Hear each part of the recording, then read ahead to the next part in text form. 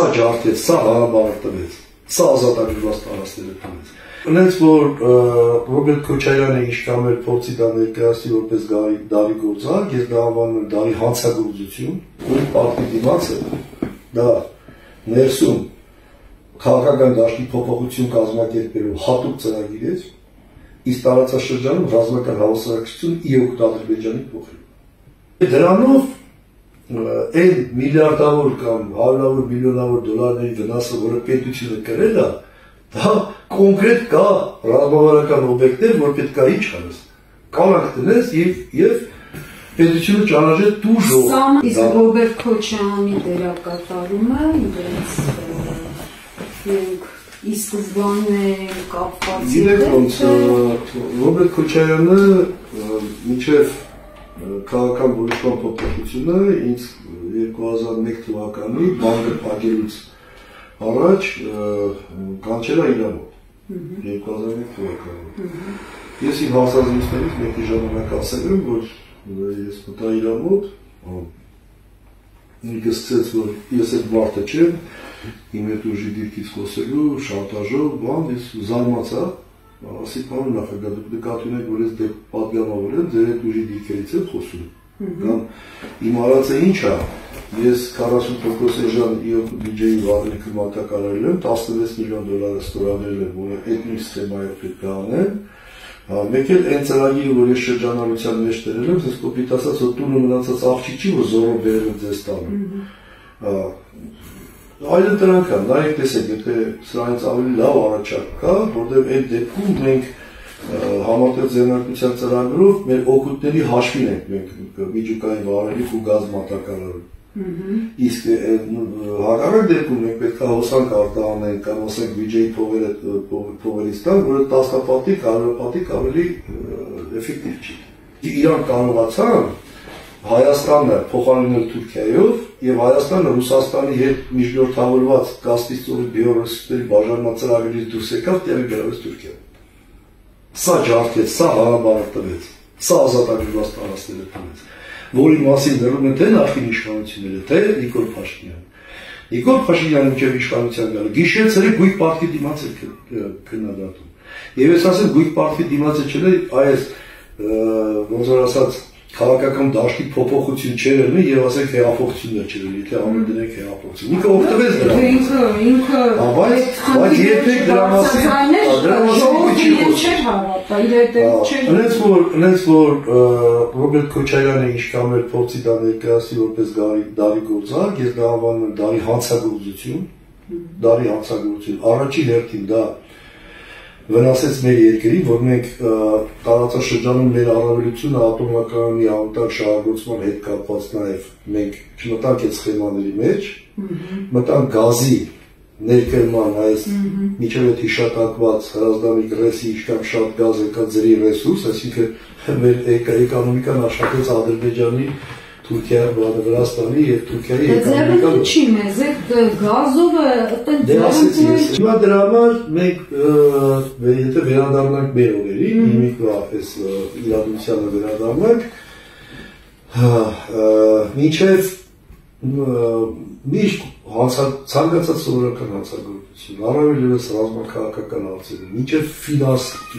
ու մեր դա պետք, դա չասես եւ տեղը չասես։ Մնացածը լիրիկա է։ Հիմա եթե այս քննության ժամանակ ինչ որ նյութերը ներկայացված է, ինչ որ ես ասում եմ, դուք պատկերացնեք իրավիճակը ոնց է։ Այդ ժամանակ Թուրքիայի երկրաշարժը էր, իշխնեք 99 թվականին։ 95, դեֆիցիտ կար 18 միլիարդ կիլովատ։ Վրաստանը դեֆիցիտ էր, Ադրբեջանը դեֆիցիտ էր, նույնիսկ Ռուսաստանի հարավային շրջանները դեֆիցիտ էր, իսկ մենք ունենք տարեկան 5-ից 6 միլիարդ կիլովատի ավելցուկային հոսանք։ Եվ միակ ճանապարհը, որ այդ ավելցուկային հոսանքը փող չդառնա, ազատագրված տարածքները դուք չարվի, ազատ տնտեսական գոտի եւ դրա հետ կապված հարաբարի, դա պետք է ինչ անել, ծրագիր հեչանել գույք պարտքի դիմաց։ Գույք պարտքի դիմացը դա ներսում քաղաքական դաշտի փոփոխություն կազմակերպելու հատուկ ծրագիր էր, իսկ տարածաշրջանում ռազմական հավասարակշռություն ի օգուտ Ադրբեջանի փոխելու։ Դա սովորական գործարք չի։ Դրա համար եթե հիմա Նիկոլ Փաշինյանը իջև իշխանության գալը քննադատում էր, որ իրան մեծ դիվիդենտներ էր տալի հակառուսական այդ գեներացիայի, չէ՞,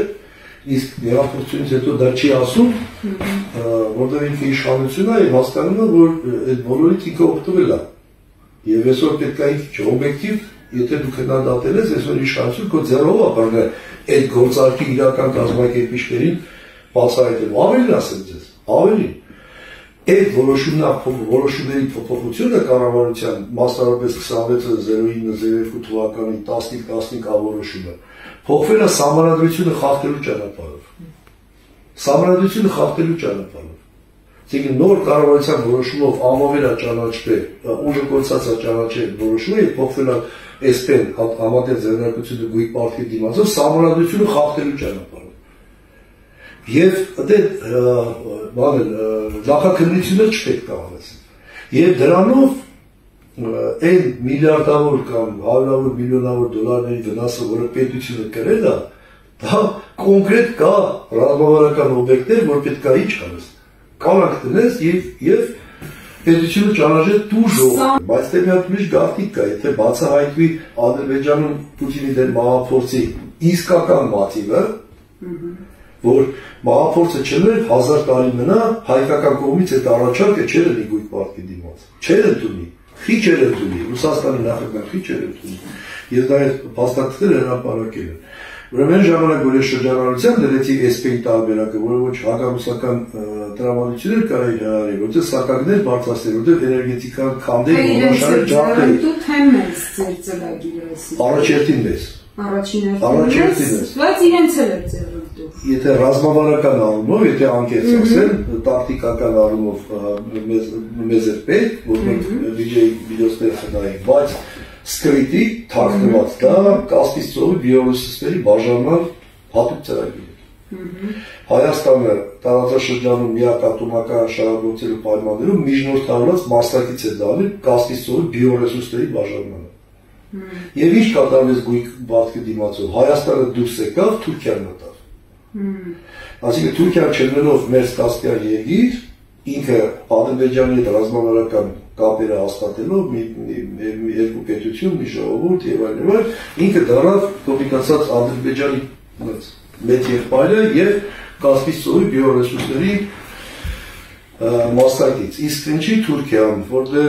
մեր ունեցած տեղեկություններով, սա է ժամանակ փակ տեղեկությունում, միգուցե նաեւ հիմա բանը Մերկասպիան երկրներից, հատկապես Թուրքմենիայում թաքնված կապիտալի 90%-ը թուրքական էր։ Այսինքն եթե Կասպից ծովի այս բաժանման խնդիրները լուծում են ու խողովակաշարերը կառուցում էին,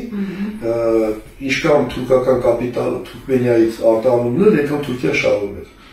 Դրա տակ կա լուրջ գաղտնիք, որը վերջերս մի փոքր ասել եմ, ճիշտ կլինի կրկնեմ։ Նայեք, 2000 թվականին Ռուսաստանի պետական բյուջեն, Նյու Յորք քաղաքի բյուջեի չափ Թուրքիայի պաշտպանության նախարարության բյուջեի չափ էր։ Պարզել, որ Ռուսաստանը Պուտինի գալուց հետո կքանդվի, ասած կոպիտ ասած, կամ իր միակ ճանապարհը էներգակիրների գները բարձրացնելու ճանապարհով, որտեղ Ռուսաստանի բյուջեի 80%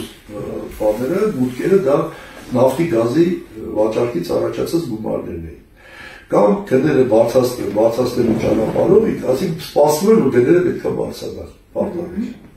Եթե մենք համատեղ ձեռնարկություն էինք ստեղծում ռուսների հետ, այդ դեպքում գների բարձրացումը մենակ ռուսներին չէի կարող վերագրել, որովհետև համատեղ նախ առաջինը մենք օգուտների հաշվին էինք վճարելու, երկրորդը սակագների բարձրացումը կարող շատ չնչի դրել, եթե նույն ժողովուրդը չէր զգա։ Իսկ եթե դու ուզում էի հակառուսական տրամադրություններ հրահրեիր, պետք է դա գույք պարտքի դիմացով անեիր, որ այդ ռուսների օբյեկտն էր, որ բարձրացնելը իրանց պետական բյուջեի ընդհանուր խնդիրները լուծելու մոտի բարձրացնեին, ստեղ էլ պիտի բարձրանան, եւ ժողովրդին միանգամից այդ ինֆորմացիան շրջանառության մեջ դրել, որ ռուսներն եկան, օբյեկտները տվին իրանց, սակագները բարձրացրեցին։ Հայաստանի կերան։ Այստեղ հա, չէ, այստեղ կարևոր բանը հակառուսականը, որ ասենք եղել է մեր առաջարկը, համատեղ ձեռնարկության առաջարկը, երբեք չէր ենթադրում, նախ առաջինը բյուջեի գումարները տնտեսվում են մեկ, երկրորդը դու դա հակառուսական տրամադրություններ հրավիրելու որևէ պատճառ կամ փաստ չի ունենա։ Այսինքն գույք պարտի դիմացը դա նախ առաջինը հոկտեմբերի 27-ի տնտեսական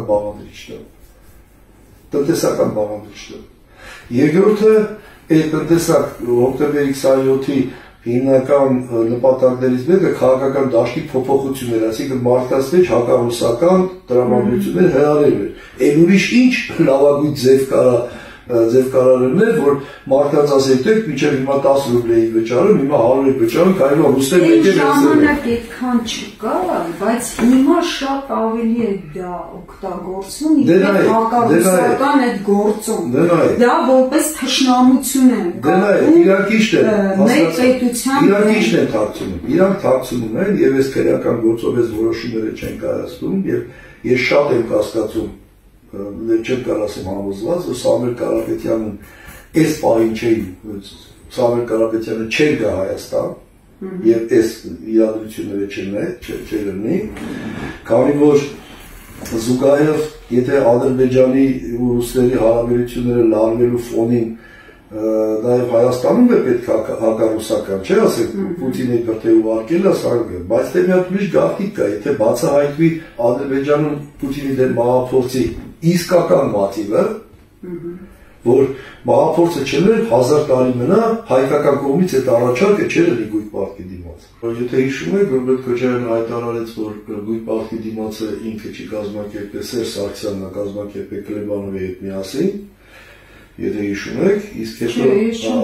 այդպես հայտարարություն արեց, հայտարարությունից հետո անմիջապես ես դիմեցի ժամանակ Սերժ Սարգսյանը դա հաստատել է։ Սերժ Սարգսյանը իր բնավորության համաձայն ոչ մի չասեց։ Ինքը բայց տնային նախարարն էր այդ ժամանակ։ Չէ, հայ-ռուսական միջկառավարական հանձնաժողովի նախագահն էր, Ես դիմեցի բան, այդ ՀԿՑ, հատուկ քննչական ժամանակ ՀԿՑ-ն էր, դիմեցի, որ սենց հայտարարություն արե, Մեր ժամանակ ասել է, որ դա Սերժ Սարգսյանը խնդրում եմ միացնեք այդ ժամանակ եւ Ռոբերտ Քոչարյանի նկատմամբ քրեական գործ հարուցված եւ Սերժ Սարգսյանի միացրեք եւ Սերժ Սարգսյանի նկատմամբ հարուցված քրեական գործի նյութերին եւ Ռոբերտ Քոչարյանի։ Հետո այդին դիմելուց հետո որոշ ժամանակ հետո Երբեք ո՞ր թվի մասին եք 19 Հա, ներկայիս փուլի մասին։ 19,